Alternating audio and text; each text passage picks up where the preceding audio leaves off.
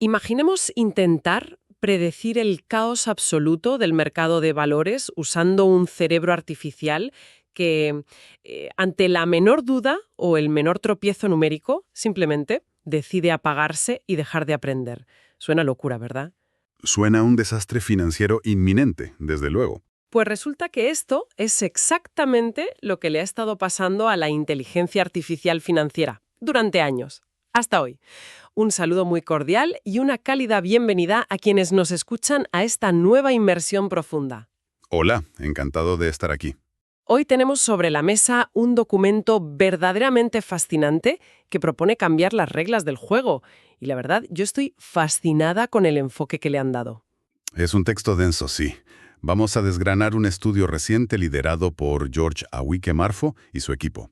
Es una colaboración entre la Universidad de Ciencia y Tecnología Kwame Nkrumah y la Universidad Metropolitana de Toronto. Eso es. Y la misión de nuestra inmersión analítica de hoy es entender cómo proponen solucionar este problema. Básicamente sugieren inyectar ruido basado en la física, el movimiento browniano, concretamente, para evitar que la inteligencia artificial se quede congelada. Y ahí es donde yo, francamente, adopto una postura un poco más escéptica. ¿Ah, sí? A mí me parece una idea brillante sobre el papel. Curar una máquina matemática inyectándole caos. Sobre el papel es innegablemente llamativo.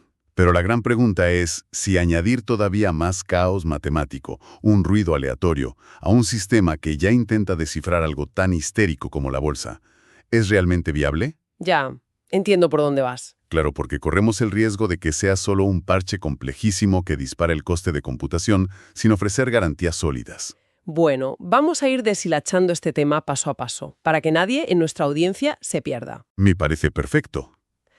Para entender la magnitud de esta solución, primero tenemos que entender el problema base, el síndrome de las neuronas muertas. Un clásico en el aprendizaje profundo. Exacto. En este mundo existe un componente vital llamado función de activación. Pensemos en esto como si fuera el portero de una discoteca muy exclusiva. Es una buena analogía. A ver a dónde nos lleva. Pues las señales matemáticas llegan a la puerta de la neurona.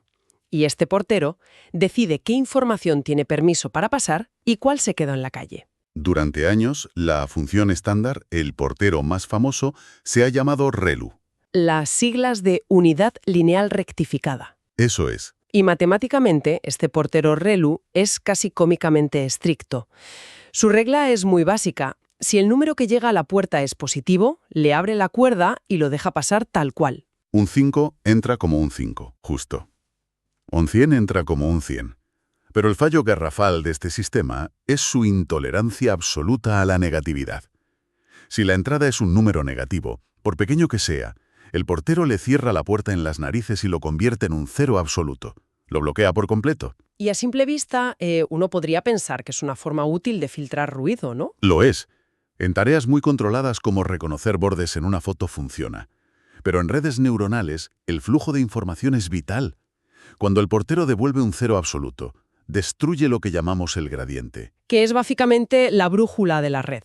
Exactamente. Es la brújula que usa para saber en qué dirección debe corregir sus errores. Si el gradiente es cero, la brújula desaparece. La neurona no se actualiza y deja de aprender. Se convierte en una neurona muerta. Estela, claro. Si pensamos en predecir series financieras, nos damos cuenta del desastre.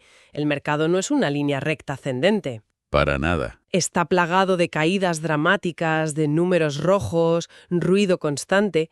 Si tienes un portero que apaga partes del cerebro cada vez que ve un número negativo, te quedas con una inteligencia artificial casi ciega. Por eso usar una función que castiga los datos negativos apagando neuronas para modelar la bolsa es un error de diseño bastante grave. Los datos financieros son muy ruidosos. Cambian sus reglas constantemente. Exacto. Cuando una red se enfrenta a esta volatilidad usando la ReLU clásica, se produce una inestabilidad masiva. Gran parte de la red simplemente colapsa. Ahora, para ser justos con la comunidad científica, el estudio reconoce que ha habido intentos de educar a este portero. Se han creado variantes a lo largo de los años. Sí, claro, no se han quedado de brazos cruzados. Citan, por ejemplo, la leaky ReLU, que sería como una ReLU con fugas. En lugar de un 0 absoluto, este portero acepta una especie de soborno. Un pequeño goteo matemático para los valores negativos. Exacto, los multiplica por un valor fijo minúsculo. También está la PReLU, donde ese goteo no es fijo, sino que la máquina aprende a ajustarlo. O la GLU, que usa curvas estadísticas, pero según los datos que tenemos delante, ninguna ha logrado domesticar la inestabilidad de la bolsa. Lo cual nos sirve de puente perfecto hacia la gran revelación del documento, la propuesta radical. Y el punto exacto donde mi escepticismo entra en escena, todo hay que decirlo. Presentan la Brownian ReLU o BR-ReLU. Su premisa inicial es inofensiva. Para los positivos, el portero sigue igual. La revolución llega con los números negativos. O la locura, según se mire. O la locura. En lugar de un goteo o un 0, introducen el movimiento browniano, usando simulaciones de Monte Carlo. Generan rutas matemáticas aleatorias. Añaden ruido puro y duro. Pero es que es fascinante. El movimiento browniano viene de la física. Describe cómo partículas microscópicas, como el polen, se mueven de forma caótica al chocar con moléculas de un fluido. El caos de la naturaleza. Eso es. Y los investigadores dicen que, si el número es negativo, no lo silencies. Pon al portero a lanzar dados cuánticos extraídos de una distribución normal para decidir qué hacer. Ya, pero detengámonos a analizar esto con un poco de frialdad. ¿Estamos proponiendo en serio añadir ruido aleatorio a un conjunto de datos que ya es intrínsecamente uno de los entornos más ruidosos creados por el ser humano? Bueno, el mercado de valores es caótico, sí. Y hay un peaje técnico gigantesco. La fórmula no lanza un solo dado. Requiere calcular múltiples rutas de Monte Carlo, que en el estudio llaman la variable m, y luego promediarlas. Cierto. Esto significa que por cada valor negativo, en cada fracción de segundo durante el entrenamiento, el sistema genera cientos o miles de simulaciones. El coste computacional es enorme. Y la posible inestabilidad también. Comprendo la alerta roja sobre el coste, totalmente. Pero los datos construyen una defensa bastante elegante. Todo se basa en la ley de los grandes números. A ver. El truco maestro está en el promedio de esas simulaciones M. Si el portero lanza los dados pocas veces, digamos que M es igual a 200 simulaciones, las gráficas muestran un desastre. Es una línea dentada y nerviosa. Lógico, es puro ruido. Pero a medida que obligas al sistema a lanzar esos dados miles de veces, elevando las simulaciones a 1000 o 1500, ocurre algo mágico.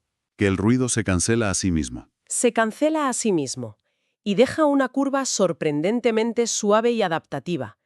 Ese caos inicial, al ser promediado a escala masiva, permite a la red neuronal explorar opciones sin quedarse atascada en el 0 absoluto. El caos controlado cura a la red.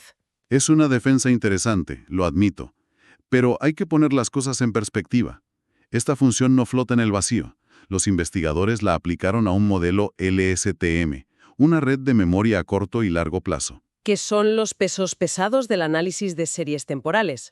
Exacto, porque tienen una estructura interna con puertas lógicas que deciden qué información histórica recordar y cuál olvidar. Y ese es un matiz de diseño crucial.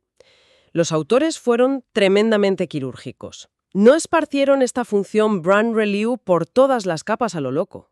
No, fueron muy específicos. La integraron en la ecuación del estado de la celda candidata y en el estado oculto. Al poner este filtro browniano justo donde la red decide qué memorizar, le dan a la máquina la capacidad de interiorizar la incertidumbre. Actúan sobre las ecuaciones de actualización de memoria para evitar el sobreajuste. Buscan que el modelo no memorice el pasado a la perfección, porque luego fracasa al predecir el futuro. Pues viendo las tablas de resultados empíricos, parece que evitaron ese fracaso con creces. Llevaron la teoría a la prueba de fuego con 3 conjuntos de datos reales. Sí, S&P 500, Apple y el Ghana Commercial Bank. 3 personalidades muy distintas. S&P 500 es altísima volatilidad, Apple es volatilidad media y el Banco de Ghana opera en un entorno muchísimo más tranquilo. De hecho, la varianza lo deja claro. El Banco de Ghana tenía 0,0326 frente al S&P 500 que marcaba 0,0625. Casi el doble de volatilidad. Es una barbaridad de diferencia. Y revisando los resultados objetivos, hay que concederles la victoria. La ReLU superó a Leaky ReLU, PReLU y TAN, Logró el menor error cuadrático medio y el mayor coeficiente de determinación, el R². Es que para visualizar la magnitud de la victoria basta combinar lo que pasó con las acciones de Apple. Hay un contraste casi cómico. Fue una paliza absoluta. Total. Cuando usaron la antigua Leaky ReLU con Apple, el modelo colapsó. Su R² de prueba fue sorprendentemente negativo. Peor que trazar una línea al azar, sí. Y sin embargo, la nueva función con movimiento browniano logró un 0,9381, una capacidad de predicción casi perfecta. Los gráficos hablan por sí solos, estoy de acuerdo. Pero antes de que alguien corra a Wall Street a decir que tenemos la fórmula mágica, creo que es mi deber aguar un poco la fiesta. Ya vas a sacar la lupa. Siempre. Hay que mirar la sección de análisis de sensibilidad. ¿Recuerdas la variable M, las simulaciones de Monte Carlo, para suavizar la curva? Sí, la premisa de que a más tiradas de dados, mejor funcionaba la red. Pues el sentido común nos llevaría a pensar que más simulaciones es igual a mejor predicción. Pero para el S&P 500, subir las simulaciones a 1500 en realidad empeoró el error cuadrático medio. Ah, sí. Sí, subió a 0,000585, comparado con el 0,000232 que daba con 1000 simulaciones. Se desplomó. Vaya. Y además, requirió consistentemente 50 épocas de entrenamiento. Esto demuestra que estamos ante un modelo quisquilloso. Exige un equilibrio perfecto para no romper el algoritmo.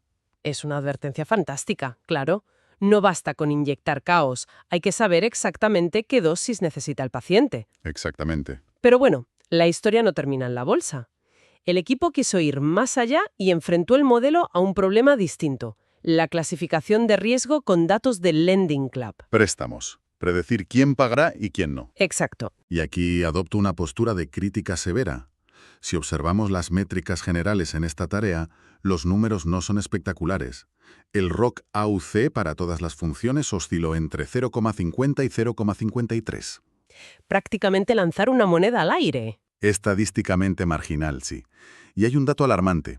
La BREF-ReLU, con el parámetro alfa entrenable configurado en 0,944, tuvo una precisión general altísima, cercana al 78%. Un banco vería eso y saltaría de alegría. Claro, pero su sensibilidad, el recall, era de un atroz 2,7%. Madre mía. Dejaba pasar a casi todos los morosos por la puerta principal. Me encanta que pongas el foco ahí porque nos da pie a rescatar el valor real de este hallazgo. El propio documento explica por qué pasa esto. La base de datos está muy desequilibrada. Justo. Como en la vida real, la inmensa mayoría de la gente paga sus préstamos.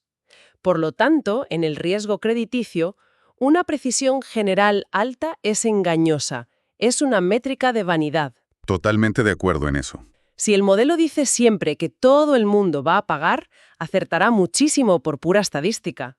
Lo que realmente importa es el recall y el F1 score, la capacidad de encontrar esa aguja en el pajar, al deudor que va a fallar. Y ahí es donde entra el ajuste fino. Exacto.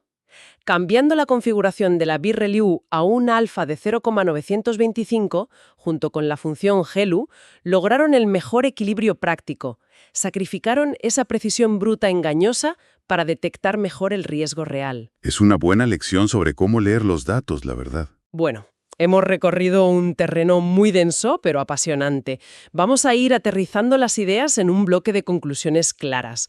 Si tuviéramos que destilar esto en 3 grandes aprendizajes para quienes nos escuchan, ¿cuáles serían? El primero es claro.